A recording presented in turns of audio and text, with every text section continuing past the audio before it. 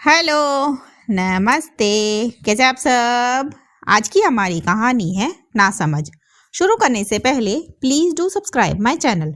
चलिए दोस्तों, कहानी शुरू करते हैं। मम्मी जी, घर का राशन खत्म हो गया है। मैं सोच रही हूँ शाम को इनके साथ जाकर ले आऊं। सुरभि अपनी सास मीनाक्षी जी से बोली। तब मीनाक्षी जी बोली, अरे तुम रहने दो, तुमको कहाँ समझ है अभी घर में क्या लगेगा क्या नहीं। रोशनी, मीनाक्षी जी की बेटी, समझदार है, वो जाकर ले आएगी, तुम रहने दो।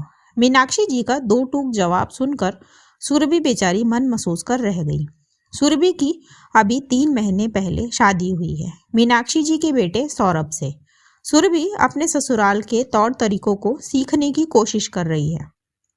इन 3 महीनों में वो इतना जान चुकी है कि उससे बस घर के काम करवाए जाते हैं, बाकी बाजार के काम उसकी सास और इकलौती नंद करती है, जबकि उसकी नंद शादीशुदा है, पर वो अपने ससुराल से ज्यादा मायके के काम करती है। सुरभि के ससुर ब्रजमोहन जी घर के मामलों में कम ही बोलते हैं, पर सास अपना पूरा अधिकार रखती है।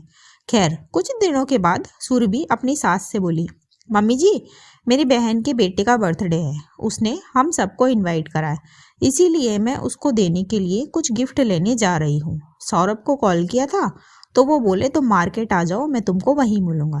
तब मीनाक्षी जी बोली, अरे तुमने मुझसे बिना पूछे फैसला कर लिया, तुमको क्या पता क्या देना है क्या नहीं, तुम में अभी इतनी समझ कहाँ है। तुम रहने दो, मैं रोशनी को बोल दूंगी, वो बाजार जाकर कुछ लाकर दे देगी, और सौरभ को भी मैं फोन करके मना कर दूंगी।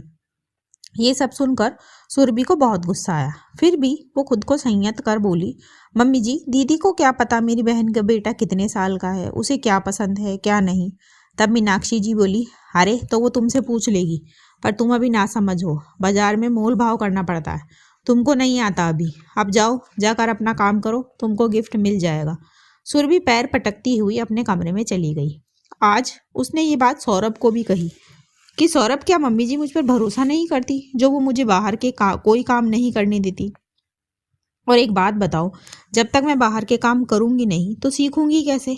तब सौरभ ने भी कहा, अरे यार, क्या तुम भी छोटी छोटी बातों का बुरा मानती हो? पर सुरभि को ये बातें बहुत चुभती थी।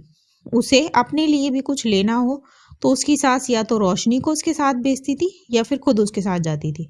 उसने कई बार कहा कि मैं और सौरभ जाकर ले आएंगे, पर हर बार उसे मना कर दिया जाता था और सुरभि चिढ़ कर रह जाती थी।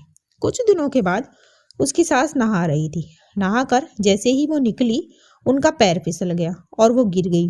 उनको तुरंत हॉस्पिटल ले जाया गया, जहां पर जाकर पता चला कि उनका पैर फ्रैक्चर हो गया, तो उनको हॉस्पिटल में एडमिट कर लिया गया। सुरभि शाम को खाना वाना बनाकर और अपनी सास का खाना लेकर हॉस्पिटल पहुंची, जहां पर उसके ससुर पति और नंद पहले से ही मौजूद थे। फिर खाना वाना खाकर उसकी सास बोली, सुरभि, ऐसा करो, रात को तुम मेरे पास रुक जाना, मुझे टॉयलेट वगैरह करने में मदद करना, फिर सुबह तेरे पापा जी आ जाएंगे, तब तुम घर चली जाना। तब सुरभि तपाक से बोली, मैं क्यों रुकू मम्मी जी, मैं तो ना समझू ना, मुझे अभी कहाँ समझ है इन सब की। दीदी है ना, वो बहुत समझदार है, वही करेंगे आपकी देखभाल, उनके जैसी समझ मुझ में तो है नहीं, कहीं मैंने कुछ खराब कर दिया तो लेने के देने पड़ जाएंगे। तब मीनाक्षी जी बोली, बहू, मेरी सेवा करना तुम्हारा फर्ज है।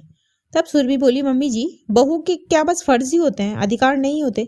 जब आप मुझे अधिकार देने को तैयार हो जाओ ना, तब मुझे मेरे फर्ज बताना। बोल करके सुरभि हॉस्पिटल के रूम से बाहर निकल आई और सब उसे देखते ही रह गए। दोस्तों, बीमार होने पर अगर आप चाहते हो कि बहू आपकी सेवा करे, तो पहले उसे उसके सारे हक दीजिए। इसी मैसेज के साथ कहानी खत्म होती है।